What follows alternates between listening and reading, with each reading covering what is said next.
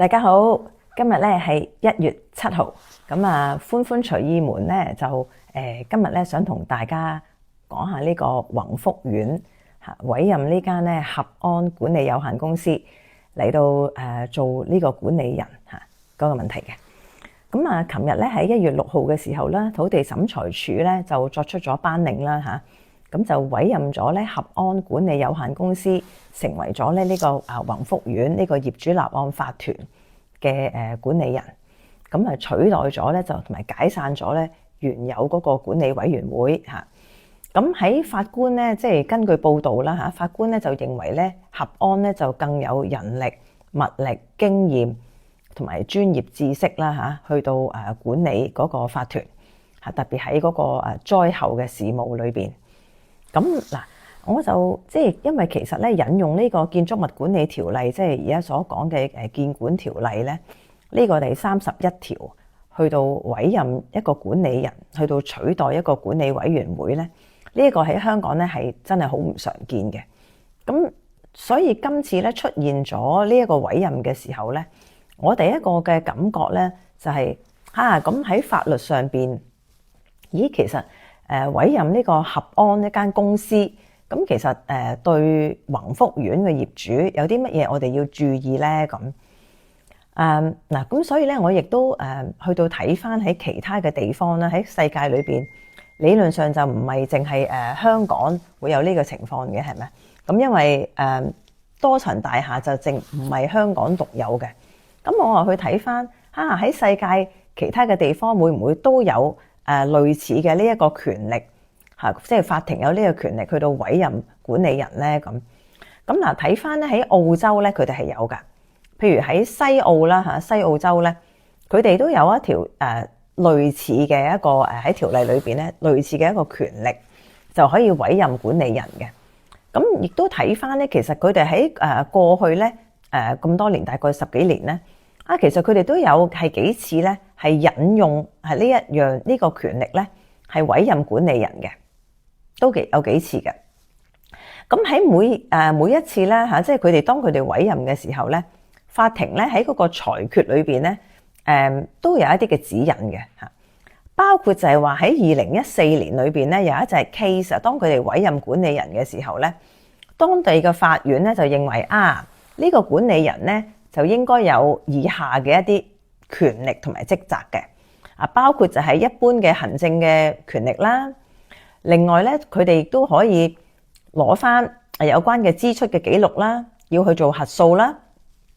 咁同埋咧就可以去到譬如考慮會唔會去到代表嗰個法團去到做一啲嘅訴訟啦咁同埋咧就係都可以睇埋咧，或者可以去到質疑埋咧。就係話有啲合約或者有啲決議嗰個合法性。另外咧就係亦都可以就成個嗰個業主組織咧一啲短期、中期、長期作出一啲管理嘅決定嘅。好啦，咁喺當地嘅西澳嘅法院裏邊咧，亦都喺佢哋揾一啲管理人嘅人選嘅時候咧，法庭會考慮啲咩咧？法庭會考慮究竟嗰個委任嗰個管理人係咪一個合適嘅人呢？有冇咁嘅資歷呢？係咪一個去到管理一個法團有咁嘅經驗呢？因為佢哋覺得要有一啲特別嘅經驗先得嘅。咁好啦，咁有一樣特別嘅地方呢，就係話喺西澳洲呢，佢哋當佢哋委任管理人嘅時候呢，佢哋係要人嘅個人，就唔係委任公司嘅。喺佢哋嘅過往一啲往績咧，佢哋去委任管理人嘅時候咧，有時佢哋會揾律師啦，有經驗嘅律師啦，咁又或者係有一啲嘅物管界嘅人士嘅專業人士咧，係去到出任呢個管理人嘅。咁點解佢哋會用人而唔係委任公司咧？因為咧佢哋係有解釋嘅。佢哋認為咧一個人咧同一間公司係有區別嘅。第一，人就有人性化啦，係咪直接一啲啦？咁因為咧，佢哋認為咧，去到做一個管理人咧，其實好似即係個清盤官咁啦咁佢會覺得咧係需要一啲個人，佢哋要有一啲判斷嘅。咁同埋咧，人與人之間呢個溝通係容易啲嘅。咁另外最重要嘅咧，就係佢認為一個人咧係會產生一個咧，我哋叫做信託責任 （fiduciary duty）， 係容易啲確立嘅。咁當佢咩叫做 fiduciary duty 咧？嗱，一個信託責任咧，就係話喺某一啲嘅職位咧，當佢哋去到行事嘅時候咧，佢哋係會對佢哋嘅主子啊，向佢哋嘅主子係有一個我哋呢啲咁特別嘅 fiduciary duty， 一個我哋叫做信託責任。咁主要嚟計，呢個 duty 呢個責任係包括啲咩嘢咧？嚇，呢個都幾高嘅責任嚟嘅，包括律師同埋佢個客戶、醫生同佢個病人都係有呢一種嘅責任嘅喎。咁呢種責任咧，主要就係話我哋一定要做事嘅時候咧，係以我哋嘅主子嗰個利益為最大嘅依歸。我哋唔可以咧作出一啲我哋叫做secret profit 秘密袋落袋嚇，唔得嘅。咁另外咧就係亦都唔能夠咧我哋嘅利益咧係同我哋嘅即係呢啲我哋嘅主子咧係有衝突、有矛盾係唔得嘅。咁佢哋認為咧，人咧去到確立呢一個所謂嘅信託責任咧，係一定係會容易過一間公司嘅。咁我又覺得好 make sense 咯，係咪？即係好有邏輯咯。點解咧？嗱，因為仲有喺西澳洲咧，佢哋仲要求呢個管理人咧對佢哋做嘅嘢咧係要有一個記錄嘅。咁而呢個記錄咧係要向翻嗰個業主嘅組織咧係要去匯報嘅，定期嘅匯報嘅。咁我覺得好有邏輯。點解咧？就係話嗱，其實呢個管理人嘅 boss 係邊個？雖然法庭委任佢啫，但係法庭啊唔係佢個 boss 嚟嘅，佢個 boss 係嗰個法團同埋啲業主。咁所以咧，佢要去將佢啲工作嘅記錄向翻個法團嘅匯報咧，我覺得係至為合適嘅。所以其實琴日咧，土地審裁處佢即係應該係民青局嗰邊咧就話，佢要向我哋要求佢向法庭要遞交工作嘅報告。法庭咧，法官就話：嘿，唔需要。因為我唔係關我事嘅咁樣，咁我覺得個法官係好啱噃，因為喺宏福苑呢一個例子嚟計咧，宏福苑嘅業主同埋嗰個大廈法團仲喺度噶嘛，佢哋其實就係呢間管理人呢個管理人嘅個主子啦，可以咁講。咁呢個管理人當然啦，呢間合安就要向佢哋負責，而唔係向法庭負責。喂，有報告都要向個法庭呈交啦，係咪？或者同啲業主要呈交咧，就唔係向法院呈交噶，我覺得。咁我所以覺得呢個法官係好有邏輯㗎嚇，其實佢知道自己做緊乜。好啦，咁呢個就係西澳洲嗰個經驗。咁你話喂，咁點解睇西澳洲啊？歡歡而家唔係香港咩？講緊係咪關澳洲咩事啊？咁又唔係喎，因為喺澳洲咧，佢哋呢條條例咧，就呢個委任呢一方面，委任呢個管理人咧，同我哋係好近似嘅。咁我哋係普通法啊嘛，係咪？普通法當然就要睇埋普通法嘅嗰啲我哋嘅國家係咪？其他國家佢哋嘅做法係對我哋係會有參考價值嘅。我自己覺得，咁呢個第一先。咁嗱，第二樣嘢咧，我頭先去到做一啲研究咧，睇翻我喺度睇呢條建管條例咧，哇，原來可以委任呢個管理人嘅喎，係咪？好多業主同埋我自己都唔係好察覺嘅，其實真係好坦白講，咁原來咁容易嘅啫咩？委任管理人。咁嗱，大家要明白。其實喺呢個建管條例裏邊咧，除咗法庭係可以應一啲業主嘅要求啊，或者應民青局啊局長嘅要求啊，按揭銀行啊等等嘅要求咧，佢又可以委任管理人咧。原來喺第30條啊，呢個建管條例第30條咧，一個業主嘅一班業主，喂，其實佢唔使聽過法庭噶，佢原來咧喺呢個建管條例第30條咧。有20%嗰個業權嘅嗰個業主咧，佢就原來係可以咧，即係喺一個業主大會裏邊，只要佢有20%根據呢個建管條例，佢有20%嘅一個法定人數咧，佢過半數通過，其實佢就可以已經委任管理人，可以取代咗呢個管理委員會㗎啦。只不過咧，即係可能香港人就太客氣啦，係咪？佢哋咧就唔懂去用呢一個嗱。咁而家既然如果宏福苑咧咁容易就可以攞到呢一個即係命令啊，去到委任管理人咧嗱，咁我覺得今後咧喺啲大廈裏邊，如果一有啲業主佢唔滿意咧，第一佢可以引用第30條，20%嘅業主就可以召開呢個業主大會，過半數就可以咧，其實就可以剷走咗而嗰個現任嗰個管委會噶啦。又或者如果佢揾唔足20%嘅業主去開會咧，嗱咁佢就可以向土審啦，係去到申請呢一樣嘢，即係好似今次宏福苑呢個例子，咁都可以取代咗嗰個管委會嘅。咁所以你問呢一個宏福苑嘅呢一個案例緊唔緊要咧？嗱，你問我係緊要嘅，因為越嚟越多大廈，大家都知咧，有好多糾紛嘅，而家係咪啊？即係成日都嗌交嘅，特別喺大維修嘅時候。咁如果咁容易去到揾一個管理人嘅時候咧，嗱，呢一個我自己覺得咧，對我哋大廈管理即係成個呢個系統咧，其實係有一個而家有幾大嘅改變嘅嚇，即係而家啲業主就要明白，喂，原來管理人係咁容易去到委任嘅。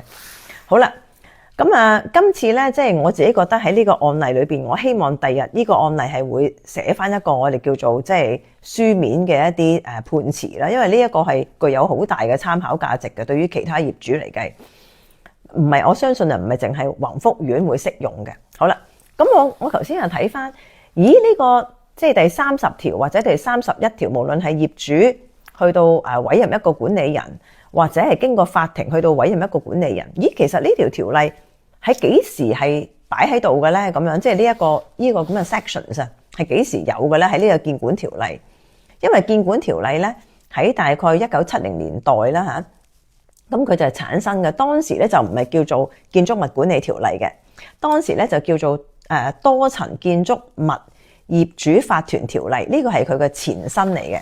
咁個前身當時咧就係1970年啊，1970年啊，就係6月3號嗰陣時候咧，係喺立法會恢復二讀同埋三讀嘅。咁睇翻咧呢一條，原來當時啊，即係呢條條例咧喺1970年嘅時候去到通過嘅時候咧，已經原來有呢個30條同埋31條。話去即係委任一個管理人啊，呢個條款。咁我睇翻咧有關嘅立法會啊嗰啲會議記錄咧，而家好方便嘅，喺網上面大家都見到嘅。咁原來當時咧去到通過呢一條法例嘅時候啦嚇，咁有一啲嘅討論嘅，就有關呢個第30條同埋第31條話去委任管理人呢個條款嗰度咧，當時係有討論嘅喎。咁嗱，其實呢個改動咧，我哋喺93年嘅時候咧係改動過呢個 sections， 呢兩個 sections 都係改動過嘅，但係個改動唔大。其實呢個咁嘅委任呢個管理人嘅條款咧，其實當時1970年咧嗰個已經係全部擺晒喺度咁滯㗎啦嚇。咁好啦，咁喺1970年嘅時候咧，嗰個立法會有關嘅立法會咧，當時嘅律政司咧Attorney General 咧。咁佢就有解釋過點解要有呢個委任管理人呢個權力咧，咁要擺喺個條例嗰度咧。咁佢認為咧，呢個管理人咧如果係委任嘅時候咧，佢個最重要嘅職責啊，佢個 task 咧個工作咧就係話要代表所有嘅業主，佢係應該係要以所有嘅業主嗰個最大嘅利益為到依歸嘅。好啦。咁佢亦都認為咧，要引用呢個31條嘅，特別係喺法庭法庭要去引用呢個31條去委任管理人嘅時候咧，佢認為一定係一啲好罕見嘅情況嘅。咁包括係咩咧？包括就係話一啲少數嘅業主嘅利益受到即係ignore，即係冇人去理睬佢。OK， 受到係即係冇人理睬佢，嗰啲即係少數嘅利益嘅業主受到影響。OK， 又或者喺譬如啲業主佢嘗試過，佢哋自己嘗試過 OK， 用20%嘅業主嘗試過去想去自己委任管理人，去到即係取代咗現屆個管委會，而佢哋做唔到，可能佢哋有阻攔。OK， 佢哋做唔到，開唔到會。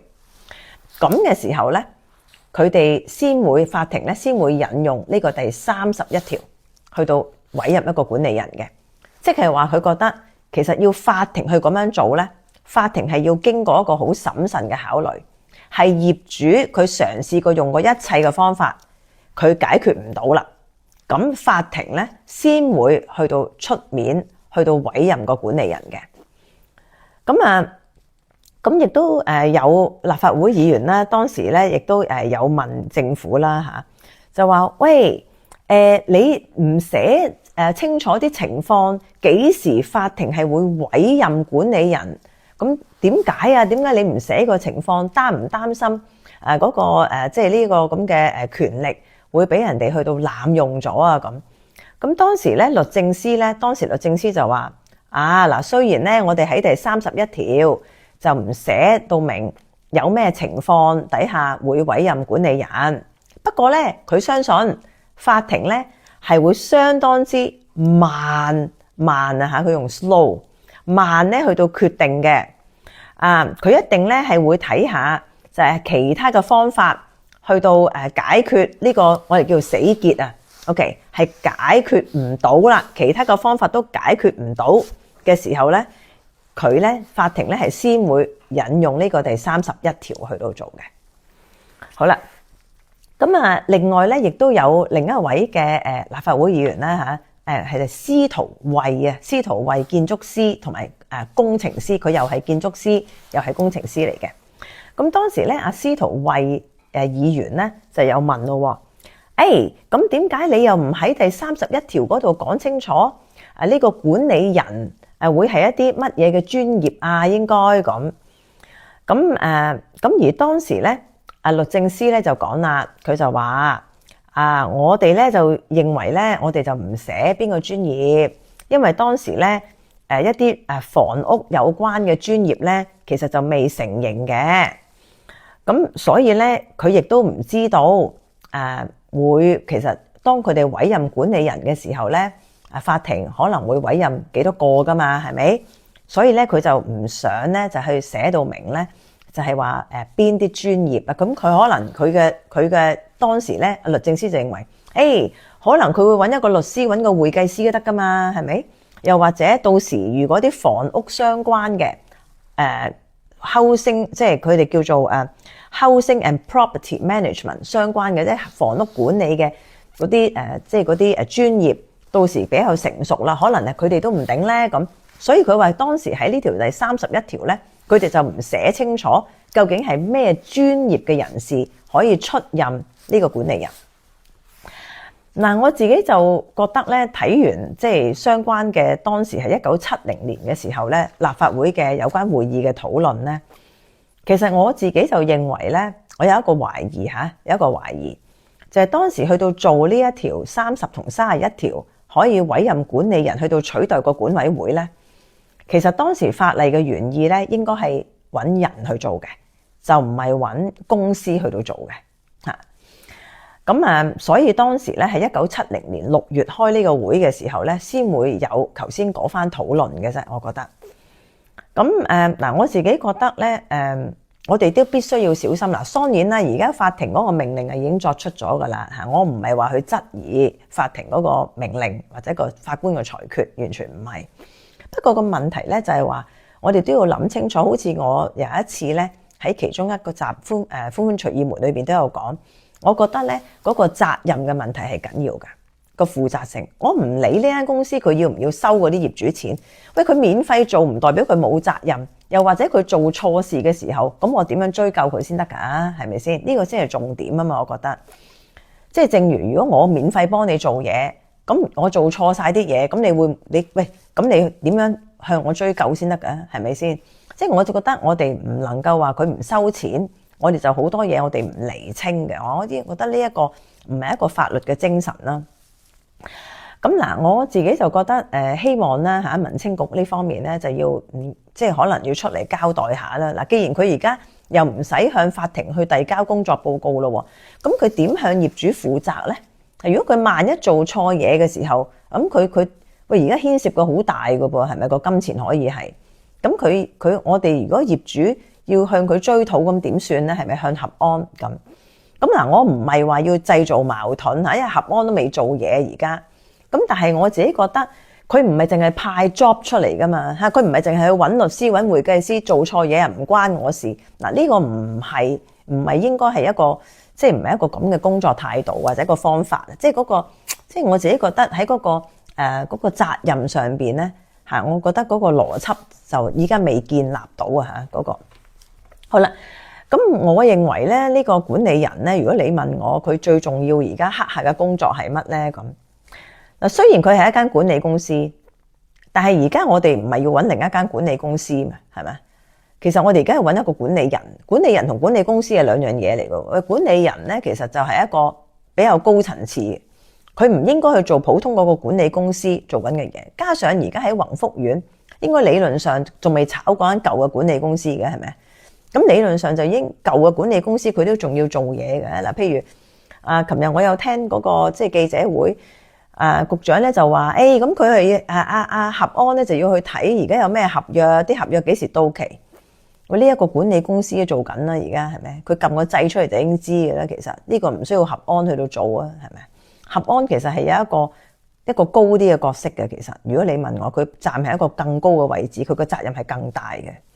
咁如果唔係咁，唔使揾管委會啦，係咪？一個法團揾管理公司咪得啦，係咪？咁點解要揾一個管委會？管委會係佢有個職責嘅，其實。好啦。咁我自己覺得咧，呢個管理人咧嚇，即係委任咗呢個管理人，佢有一個最重要嘅任務咧，就係埋尾啦嚇。坦白講，即係大家都知啦，即係我覺得宏福苑呢個業主立案法團，佢遲早一日都要終結嘅。其實而家係揾一個人去到幫宏福苑去到做一個順利嘅埋尾，係佢個法團一個順利嘅終結咁解嘅啫。咁嗱，個埋尾嚟計咧，就好多嘢要埋尾啦，包括合約上嘅埋尾啦、帳目上嘅埋尾啦，係咪？咁另外咧，好重要嘅就係話喺嗰個責任上邊，因為而家發生咗咁大件事，係咪？一定係有一啲嘢咧係要向某一方追討嘅，某一啲人係追討嘅。咁因為喺而家喺成個法團嚟計咧，點解要有法團咧？法團最重要就係話佢可以代表業主去告人，佢亦都可以俾人告，係咪？咁佢係一個實體嚟㗎嘛，一個法律實體。咁所以咧，有一啲嘅今次宏福苑呢一個即係咁大火啊，呢個意外咧，其實咧一定有好多人係有一個責任嘅。咁如果喺法團嚟計咧，佢去告嘅話咧，係方便好多嘅，因為當呢個法團如果係萬一解散咗嘅時候，個別業主點樣千幾個業主點樣夾埋嚟告咧？香港有冇嗰個集體訴訟係咪？咁所以而家喺一個法團，佢仲在生嘅時候咧，個法團佢去到告人咧，一定係最容易同埋最順理成章嘅。如果喺宏福苑嘅角度嚟計，咁所以理論上合安咧，除咗要有一啲首尾埋尾啊嚇，即係話好似我頭先所講帳目嘅埋尾、合約嘅埋尾之外，最重要第三咧就係要睇嗰啲訴訟。有冇嘢俾人告？有冇嘢要去告人？呢個我覺得係一個重點。否則，當宏福苑，譬如啲業主慢慢，因為而家講緊重建啊，係咪重安置啊等等。當業主去賣樓嘅時候，開始賣樓，呢個法團就有機會係要乜嘢？要解散。一解散咗嘅時候，佢點去告人呢？係咪啲業主就自己好難告人嘅啦？所以其實呢一個呢，即係個難度喺邊度呢？難度就係話喺而家喺講緊嗰個安置啊，同埋講緊嗰個法團日後究竟佢幾時要解散呢？係嘅時候，我覺得呢一個係個時間嘅節點呢，係我哋應該要大家要小心一啲嘅。咁我希望呢個管理人呢係有咁嘅即係經驗同埋智慧啦，係咪？我亦都即係肯定佢係一定係要有好大嘅團隊去到幕後幫佢做，因為佢係間公司嚟啫嘛，係咪？佢邊有經驗啊？其實，因為佢嘅經驗都係人嗰度嚟嘅啫嘛。坦白講，咁呢一個係我一啲少少嘅愚見啦嚇。咁喺呢方面咧，我係着緊嘅，係因為好多宏福苑嘅業主啦，即係透過即係我嘅呢個社交媒體啦。都亦都有好多其他市民咧同我講，喂，你繼續跟住宏福苑啊，幫啲業主睇住佢哋嘅利益啊，咁當然啦，嗱，我係只係喺外圍睇嘅啫嚇，因為我就盡我嘅所能去到從我嘅法律一啲比較即係少少嘅意見啦嚇，即係我可以大家同人分享啦嚇，咁所以我係會繼續去留意，亦都希望咧，其實我真心咁講嘅，我希望合安係能夠可以幫到啲業主，亦都做得好嘅嚇。但係最緊要咧，就係希望合安知道咧，佢而家嘅身份作為一個管理人咧，其實佢係要向所有宏福苑嘅業主同埋嗰個大廈法團咧，當然係要負責嘅。咁啊，即係好似一間公司嘅董事，佢要向咩負責？佢要向嗰啲個別嘅股東，同埋佢當然要向間公司負責啦。咁其實個情況喺合安嘅情況係一樣嘅。咁好啦，咁今日咧我嘅分享係咁多。咁啊，如果有咩嘅問題啦嚇，即係如果仲想我去跟進嘅話咧，都歡迎大家留言俾我。好，下次見，拜拜。